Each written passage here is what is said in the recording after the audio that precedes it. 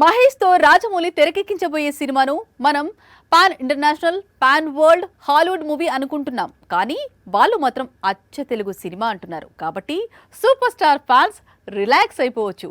Rajamouli mark mass elements కొత్త సినిమాలో పుష్కలంగా ఉండబోతున్నాయి. మహేష్ గుంటూరు కారంలో ఎంతైతే మాస్ గా కనిపించాడో, మహర్షిలో ఎంత బాధ్యతతో వహించాడో, భరత్ అనే నేనులో ఎంతైతే పవర్ఫుల్ గా ఉన్నాడో, సర్కారు వారి పాటలో గొప్పగా మెసేజ్ ఇచ్చాడో, సేమ్ టు సేమ్ ఇప్పుడు రాజమౌళి మూవీలో కూడా అలాగే కనిపించబోతున్నాడు. కాకపోతే దర్శక ధీరుడి స్టైల్ కనిపిస్తుంది. ఈ మాటలు చెబుతున్నది ఎవరో కాదు, సాక్షాత్తు కథా రచయిత విజయేంద్ర ప్రసాద్.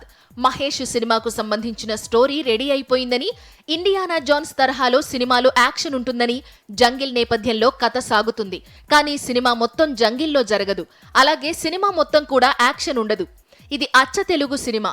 తెలుగు ప్రేక్షకులను దృష్టిలో పెట్టుకుని కథను సిద్ధం చేశామంటున్నాడు విజయేంద్ర ప్రసాద్. ఇదే ఏడాది Mahesh Rajamouli movie shooting start కానుంది.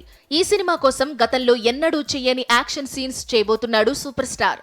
అందుకు ఫిజికల్ గా ఫిట్ గా ఉండడం చాలా అవసరం.